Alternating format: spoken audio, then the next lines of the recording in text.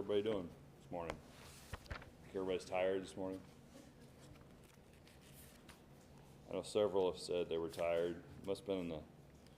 Paul said it was the Canadian smoke. That's what messing everybody up. It's been weird, that's for sure. Friday night, the boys had games, and it was Friday night? Yeah, Friday night. And the sun was just... You could look at it almost. It was so clouded over with smoke. So it's either smoke from Canada or it's the Sahara Desert, right? They said that was coming across the ocean, pushing up into here, this dust from that. The northern lights are supposed to be really big tonight. Oh, they are? Yeah. They're supposed to go all the way to the Gulf. Oh, wow. I'll have to watch that. Maybe it's chemtrails. Yeah, there you go. It's the chemtrails. All kinds of stuff. All right. We are in Judges chapter 6. And so as we finished up last week in chapter 5, we talked about the fact that if you wanted to and you were reading the Bible chronologically, you would go and read the book of Ruth between chapter 5 and chapter 6. And so those events fall in that area. It's believed. I mean, we're not 100% sure, but it's believed to be. And so chapter 6, we're going to start with our next oppression, so the fifth oppression. And this is probably one of the most remembered and mentioned judges because of the fact of who he is and what he did. But not only that, he's also mentioned in Hebrews chapter 11. It's Gideon. So Gideon's mentioned in Hebrews 11 about one that fought and was strong in faith. And we'll see that as we go through this chapter. And so somebody want to read verse 1 through verse 10 as we start.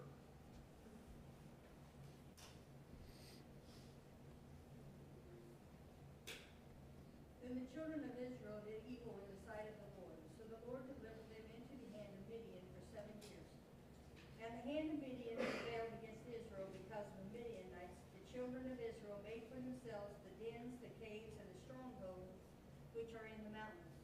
So it was whenever Israel had sown, Midianites would come up, also Amalekites and the people of the east would come up against them. Then they would encamp against them and destroy the produce of the earth as far as Gaza, and leave no sustenance for Israel, neither sheep, nor ox, nor donkey. For they would come up with their livestock and their tents, coming in as numerous as locusts.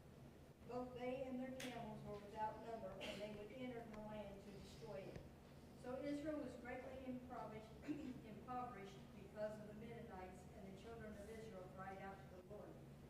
And it came to pass when the children of Israel cried out to the Lord because of the Midianites, and the Lord sent a prophet to the children of Israel, who said to them, Thus says the Lord God of Israel, I brought you up from Egypt and brought you out of the house of bondage. And I delivered you out of the hand of the Egyptians and out of the hand of all who oppressed you, and drove them out before you and gave you their land. And I also said to you, I am the Lord your God. Do not fear the gods of the Amorites, in whose land you dwell, but you have not obeyed my voice. All right, so verse 1, we see that the children of Israel did evil in the sight of the Lord again. Now, of course, this is a reoccurring theme as we go through the book. But this is going to be our fifth oppression. And so this is going to be the Midianite oppression. This is going to last 7 years. The judge, of course, is going to be Gideon, and he will judge for 40 years. Now, the Midianites lived on the eastern border of the Dead Sea. And so this side of the Dead Sea is where the Midianites dwell. Now, what is something to remember about the Midianites here in their past? This would have been almost 200 years before. Who went through their land? Huh?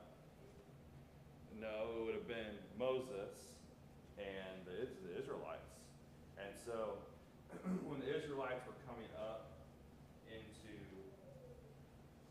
the promised land, they came across this side and then crossed the Jordan here.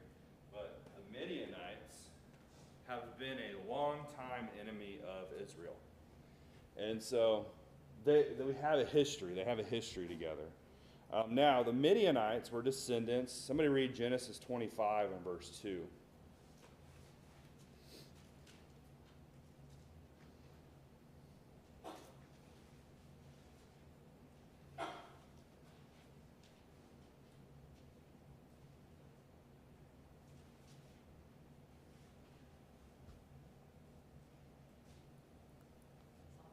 Yeah, it's names, I know. Ishmael and Zimram and Jokshan and Medan and Midian and Ishbak and Shuar. All right, so Midian. Now, if you read more of the context, this is Abraham and Keturah. So who was Keturah? His second wife. And so this is where the Midianites come from. So they're a descendant of Abraham. And it's kind of interesting as we go through this how many times we see that most of these people that are fighting against them, several of them, are descendants of Abraham. Just different groups or different families that have descended from Abraham. And so here we see the Midianites were also a relation to the Israelites, but they've been longtime enemies. If you read Numbers 31, I put that in our notes, but Numbers 31, that's where we see them come through the area of the Midianites, and Moses and the people fight against them and defeat them in battle. And of course, God had his hand in that, but it's been almost 200 years. So it's been a while since Moses and the Israelites came through this area. And so it's given the Midianites time to really regain their strength back. So in that period of time, they have now reached the point where they are an oppressor of Israel. And they are going to be doing God's bidding in a sense here. And so it's just interesting that God had this nation defeated by Moses and the Israelites at one point, but now is using them to oppress Israel because of their wickedness, because of their iniquity. And so we see that change there. And so verse 2 says, "And the hand of Midian prevailed against Israel. Because of the Midianites, the children of Israel made for themselves the dens, the caves, and the strongholds which are in the mountains." And so because of the oppression, the children of Israel they made places to hide. And so you think about the mountainous area. There is mountainous area here, and I think this is a part of we're going to talk about where Gideon is from. Believes it's over in this area, but we talk about there's a lot of mountainous areas and wilderness area over here in Judah, and that would have been the area that's been oppressed for the most part. And they are making places to hide. Now, David did this, didn't he? When he was on the flee from Saul, when Saul was chasing him, he would, many times we see their interactions, they were sleeping in caves. And so the same thing was going on during that time. But you have a nation of people who are hiding in caves. And not only that, the word here, dens, is the only time it's ever used in the Old Testament, in the Hebrew. And it's just interesting. The word den, word study says this: it's a shelter. It refers to a naturally occurring hole or holes in the mountains made suitable for a living. So they were literally carving out, some of them were natural, but they were carving out holes in the mountains trying to find places to hide. In some of these areas, Barnes has explained it this way: it's best explains of ravines hollowed out by torrents, which Israelites made into hiding places. So they would carve out natural holes and things, and they would carve them out to be a place to live. And so that just shows you how terrible this oppression was for Israel, is if they're hiding in caves, if they're living their lives. This oppression happened for 7 years. So for 7 years, they're living out of caves, they're living out of dens, things like that. but it also uses the word strongholds. Well, strongholds is really focused upon really a stronghold, as we would think, like a military base. So they couldn't live out in the lowlands and to the fertile areas where their homes were. They were having to make strongholds in the caves to defend themselves and to live. Knox said this: the mountains are filled with caves because of the limestone ridges found throughout Israel. So those mountainous areas have a lot of limestone, and there's a lot of areas where they could hide in them, which we see that with David later. And so they couldn't live in the normal areas because they're being hunted down by the Midianites. And we're going to see that with Gideon. As we get towards Gideon, Gideon's hiding. And he's trying to feed his family and feed himself while hiding everything that he's doing. And we'll see how he's doing that. And so just showing you how terrible or how hard the oppression was. But it's terrible, right? But why were they being oppressed? They turned away from God. We talk about these oppressions, and some of them are pretty severe.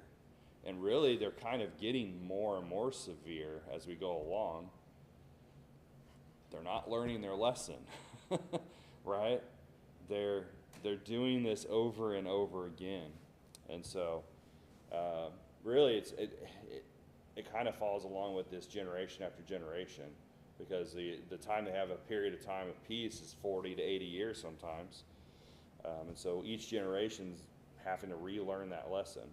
All right, so verse 3 through 5, it says, so it was whatever Israel had sown, Midianites would come up, also the Amalekites and the people of the east would come up against them. So every time they would sow anything, so they have to grow crops, right? They got to grow something because they got to live. So they're trying to grow crops. They would sow the crops, they would do all the work, and then what would Midian do? They'd come in and destroy it or take it. They'd take some of it, and then we're going to see they really destroy what was left or most of it. So, that's a part of their oppression. They could have came when they were sowing it and stopped them, but why do that, right? Why not wait until they've seen their harvest and they're ready to grab it and then go in to destroy it? It makes it even worse for them. And that's what they're doing. And so this says that the Amalekites were a part of this. Amalekites, they're descendants of Esau. We've talked about them. They've already been an oppressor. And they were enemies of Israel.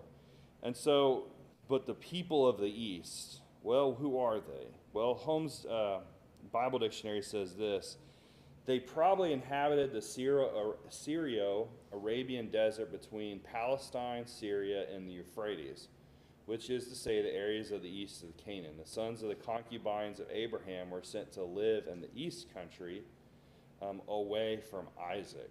And so it's believed that these people that's mentioned here were again descendants of Abraham, and Abraham sent them away. Well, it says from the Syrian area of Palestine to the Euphrates. That would be up here. So Syria is up in here, and Euphrates is up in here. And so it would have been up in that area. So they were a part of this oppression too. And so, all right, continuing on, verse 4. It says, then they would encamp against them and destroy the produce of the earth as far as Gaza, and leave no sustenance for Israel, neither sheep, nor ox, nor donkey. So not only were they destroying their crops and getting rid of everything that they could eat, they were getting rid of their livestock also. They were killing their livestock. What's that going to do to the people?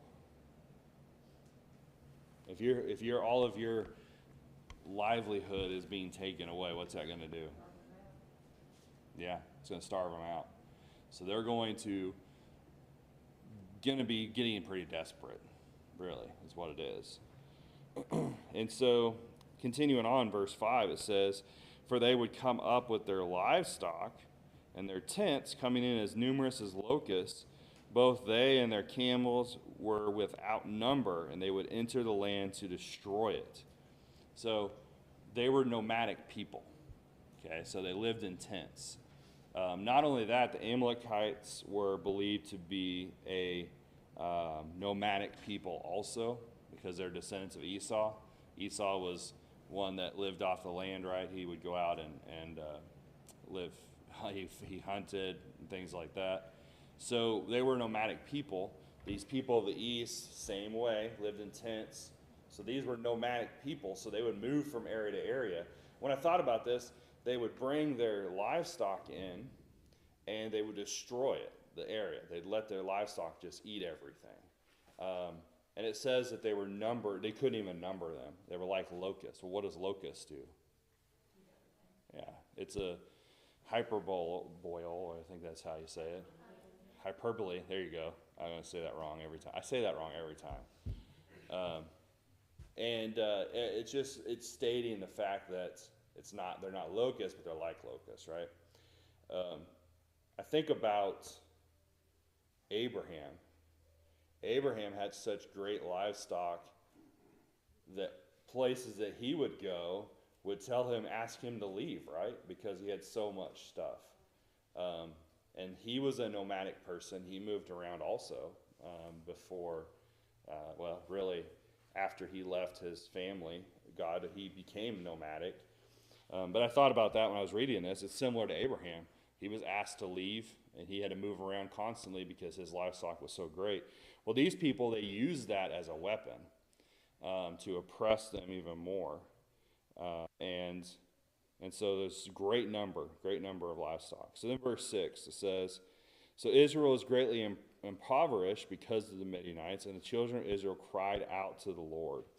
And so their deep depravity and low state really caused them to cry out to God. They had to reach the bottom, is what I'm saying.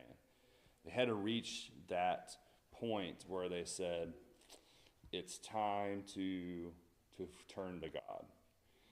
I think Kaufman had an interesting quote on this. He says, apparently, the only lesson that Israel had learned thus far in their history was that when things become unbearable, they always called upon Jehovah and he rescued them. I think that's interesting. You would think they would learn that if you followed God, God would bless you. Not only is that learned, but that's also stated. We'll talk about that really in our sermon later. We're going to mention that.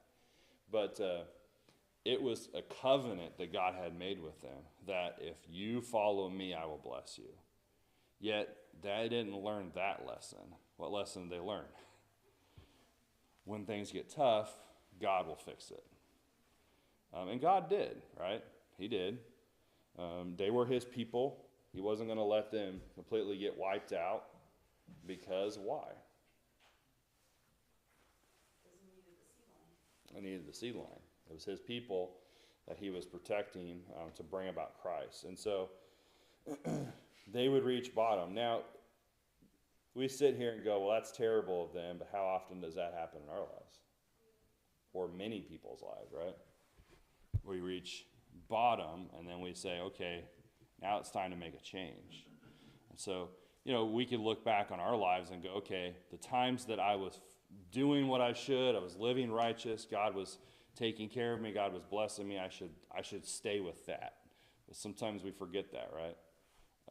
And we only remember, oh, God, I need God now that I'm in this situation.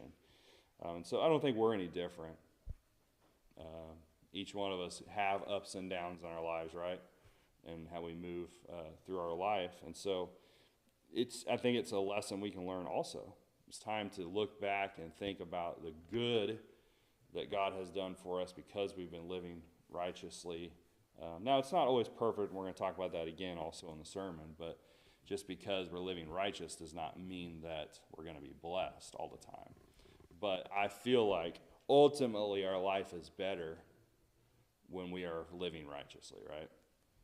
Even if things are still tough, we have a hope, right? We have a God who listens. We have a lot of blessings that come with being righteous. They may not be physical, but they are definitely blessings. And so when we follow pattern in our life after God, what God says, our life is, I think, is ultimately better. I think as long as you don't think of it in a monetary, we're pretty blessed. And then health, that's a big one. Yep. But as long as you don't think of blessings as just purely wealth and whatnot, it helps. Look around, you have health, you have family, Mm-hmm. He works in your life and he protects you and gives you direction through the Bible. That's a blessing. Yep. To have just the Bible. So they didn't have a Bible just to go to 365 days a week to see on their cell phone. That's a blessing right there. So That's right. You're right, and the fact that most of the time when we think of blessings, we think of monetary or physical things, right? I think you need to block that and look at what you do have. And I'm talking to myself here. Yeah. All of us get in that way, right? And I think we're going to talk about Job. We're focusing on Job. I'm trying not to get into my sermon too much, but Job's friends were that way. They were thinking of the monetary blessings, I feel like. And so when they looked at Job and how terrible a situation he was in, they're going, well, you obviously aren't living righteously then. Well, that's not the case. And so, we need to look at the spiritual blessings that we have with being in Christ and being righteous. And so they needed to do that, and they weren't learning that lesson. They were just learning the fact that when things got tough, we could rely on God, and God will fix it for us. Sometimes we have to realize that things happen here on earth that's physical, that we have to deal with, that's physical, that's not caused by God. It's just the way things are. Mm-hmm. And so you deal with that. God deals with it with you if you accept what's going on. And your spiritual life still goes on, and you still get your spiritual blessing. Mm-hmm. Because lots of us deal with health issues, and we deal with other things that go on in our lives. And that's physical stuff. That's not caused by God. No, and that's the thing. A lot of times when people think about, we're talking about this in the E18 class, you think about the existence of God, and people say, well, because there's hurricanes, because there's tornadoes, because there's natural disasters, because people get in car wrecks, people die unexpectedly, obviously there's no God. And that's what they say. Atheists will use that. They'll say, well, where's God now? Why is this happening? Well, as we'd see with Job, his life, he had everything and lost it all. His health, his family, his children, his possessions, everything. His friends couldn't see past that either. I mean, they recognized God. That's a little different. But they couldn't see past that. And they thought, well, he had to have been doing something wrong that caused it, but it wasn't. And natural things happen because really, when you think about it, storms, hurricanes and stuff, did they happen before the flood? Because the rain came from the ground, didn't it? Yeah, it did. Or I guess you wouldn't call it rain. Yeah, the dew. Because there was no rain, they're not going to have those kind of storms. Now you think about the Garden of Eden. Was there these kind of natural disasters in the Garden of Eden? I don't think so. Mm-hmm. So what brought about a lot of those things? Sin. And so God creates, and I look at a tornado, I look at a hurricane, I like to see that stuff. I mean, they do a lot of damage stuff, but to me it shows the power that God, he created something that has that much massive power that we can't control, we can't stop, we can't do anything to it. Yeah, we can't fully understand it. My favorite storm chaser is constantly trying to find out ways of detecting and predicting and things like that and scientific things. But yet it's a power that we can't control, and it just shows God's power, right? And so that's something to think about, is his, how powerful God is, and we have no control over that, and so, there's I kind of forget where I was going with that now. Sin in this world. Oh, natural, yeah. Those natural things God put into existence, and the thing is that they happen to everybody, righteous or not. God causes it to rain on the just and the unjust. God does not send rain clouds to go through our area and just drops rain on the righteous people. It happens to everyone. And so if the good can happen, as in rain, the bad can happen also.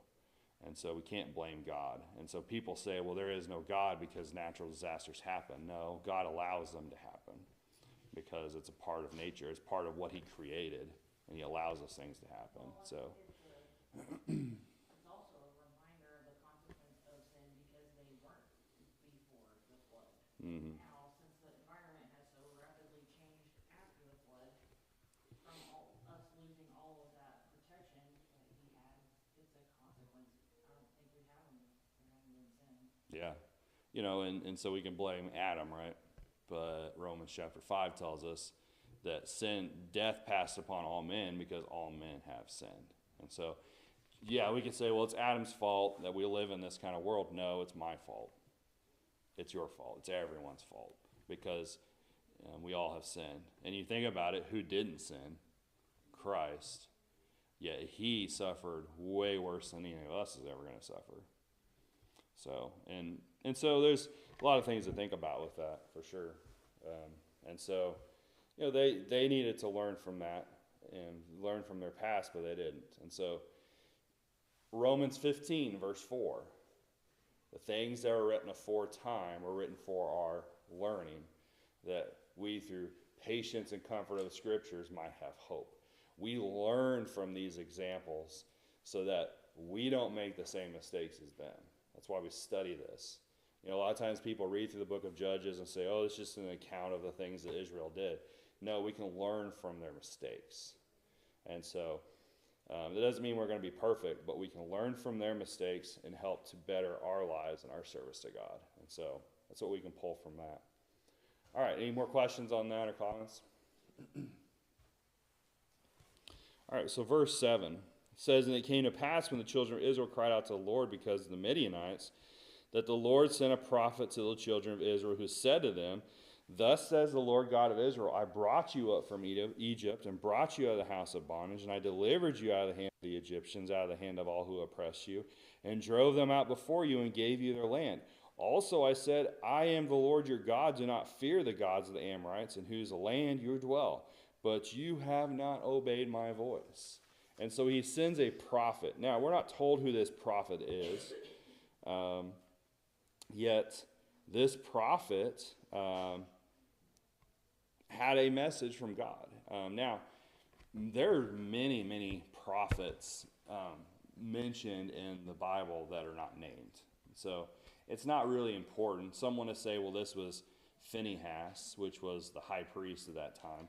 I don't think that's the case. If it was Phinehas, they would have said that.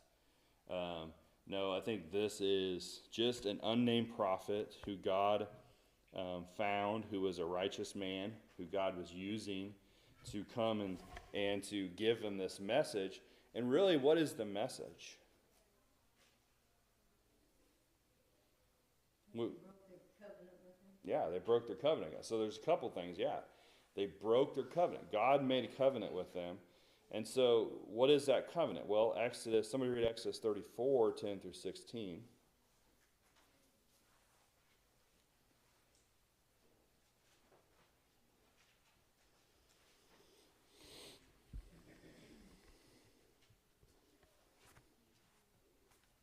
And he said, behold, I make a covenant before all my people. I will do marvels such as have not been done in all the earth, nor in any nation. And all the people among which thou art shall see the work of the Lord, for it is a terrible thing that I will do with thee. There observe thou that which I command thee this day. Behold, I drive out before thee the Amorite, and the Canaanite, the Hittite, and the Perizzite, and the Hivite, and the Jebusite. Take heed to thyself, lest thou make a covenant with the inhabitants of the land, But ye shall destroy their altars, break their images, and cut down their groves. For thou shalt worship no other God, for the Lord, whose name is jealous, is a jealous God. Lest thou make a covenant with the inhabitants of the land, and they go a-whoring after their gods, and do sacrifice unto their gods, and one call thee, and thou eatest of his sacrifice. And thou take of their daughters unto thy sons, and their daughters go a-whoring after their gods, and make thy sons go a-whoring after their gods. All right, so the prophet is just reminding them of the covenant. Back in Exodus, we're going to see that. You see it also in Numbers, I think chapter 7. But Exodus 34, there was the covenant that God made with them. He says, if you follow me, if you do X, Y, Z, which was do not follow their gods, do not bow down to them, do not intermarry, do all of those things, then you will be blessed. And if they broke that, in which they did, they broke that covenant, right? And so if they broke the covenant, it's like that marriage between, we've talked about how God is he's depicted as their husband and they're his spouse. They broke that marriage bond. They broke that covenant with God by serving these other gods. Now it says the gods of the Amorites. Well, that's just really a inclusive word in saying all of the gods of the Canaanites and things like that. But so that's the first thing they broke. But also, by him stating that, he is, as we've kind of been talking about in this context, he's also saying you should have remembered this. Yet you forgot all of this. He stated, you remember God brought you out of Egypt. He delivered you from the Egyptians. He took you out of that situation. He showed his power. You should have remembered that, but you didn't. And they forgot him. And so the last part of verse 10, it says, but you have not obeyed my voice. And so they broke their covenant. Now, something interesting to notice about this prophet, a lot of times when we talk about prophets, what do prophets do? Tell the future, right? Is there any futuristic teaching in this? No. This is an occasion where we see a prophet giving them a message that they should have already known, going back into the past and bringing something up, not telling the future of what's going to happen to them. And so it kind of gives us more of a picture of a prophet. He's not just a future teller, but they're also a teacher. And that's what he was doing here. He was teaching, saying, hey, you should remember this. This is what you should be learning. This is what you're doing, things like that. All right, so that is the situation. So now they've cried out to God, and then God, of course, is going to send a judge. And so let's read just 11 through, let's say, 15. Somebody want to do that?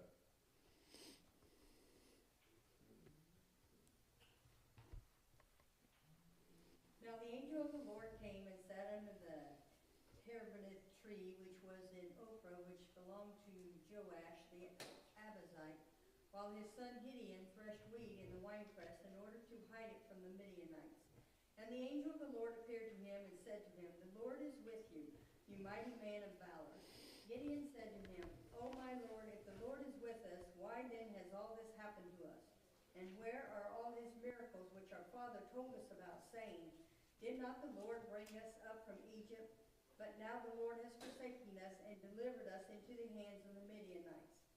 Then the Lord turned to him and said, go in this might of yours, and you shall save Israel from the hand of the Midianites. Have I not sent you? So he said to him, O my Lord, how can I save Israel? Indeed, my clan is the weakest in Manasseh, and I am the least in my father's house. All right, so verse 11, the angel of the Lord came and sat under the terebinth tree. So in this area where he's from, Ophrah was a village in the land of the half-tribe of Manasseh. So remember, Manasseh, when they got their land, they were split in two, right? A half-tribe that stayed on this side of the Jordan, and you had a half-tribe that went on the other side of the Jordan. So it's believed this city that's being talked about is in the half-tribe of Manasseh on this side of the Jordan. So Gideon lives on the east side of the Jordan at this time. Now, I don't know if that's true. We don't know where all these cities are, but that's what's believed to be where he's from. And so we see the detail in verse 11 that Gideon was threshing wheat in the winepress in order to hide it from the Midianites. Of course, we talked about the Midianites would come and take everything. But the King James Version says by the winepress. The New King James and other versions, I think the ESV too, says in the winepress. So Knox had an interesting statement here. He says, since the winepress was carved out of stone, it was usually underground. Normally, the two cistern, areas were carved out, one slightly below the other. In the upper one, a man would tread out the grapes, and as the liquid rose to a certain height, it would enter a drain which flowed to the lower vat where the wine would be stored.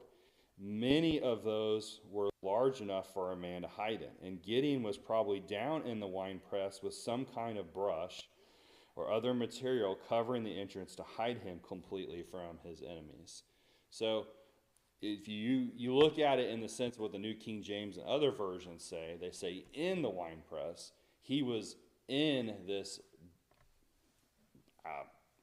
building-ish place where it was built and underground, hiding their wheat, hiding their grain from the Midianites. And so when he is in this area, this angel of the Lord appears to him and talks to him. And so something also to notice here, if Gideon is doing this, he's a farmer, right? Well, Shamgar plowed fields. We're seeing a lot of people that are of the agricultural trade, in a sense, that are who God goes to be their deliverers. We're going to see that later also with other judges. And so he plowed fields. And so the angel of the Lord appeared to him. We're about out of time. Let's look at verse 12. It says, and the angel of the Lord appeared to him and said, the Lord is with you, you mighty man of valor. That's interesting. Where is Gideon at? Hiding. But he's protecting too. He's protecting their livelihood. I didn't think about that, but that's right. He is protecting their livelihood, yeah. He's out doing the work in secret where he thinks he's not. Yeah. So it's showing his character already, right? And some of the actions that he's doing. But we haven't been told he's fought a battle or anything like that. And so I like that because it kind of shows his character that's going to be a part of his later too. The fact that he's out doing this, not scared in a sense to be out doing that and protecting the grain for his people. But I think also that God is looking into the future, right? He knows what Gideon's going to be like. He knows his character. And I think that's part of showing his character already. But it's like Moses, right? Moses was very apprehensive to stand up and do what God needed. But God knew something different about Moses, right? And as we go along, he says, well, I need someone to speak for me. And he does. He gets Aaron for Moses. But as we start reading through the book of Exodus and Deuteronomy, what do we see more about Moses? He's doing more speaking now. So God knew his strength. God knew who Moses was and what his character was. And God used him to be one of the greatest prophets ever to live and the one to give the law of Moses to the people. He's the same with Gideon. He knows Gideon. He knows his character. He knows what Gideon's able to do. Gideon doesn't know this yet, but God does. And so we're going to see that ability in later verses. So any questions or comments? We're out of time.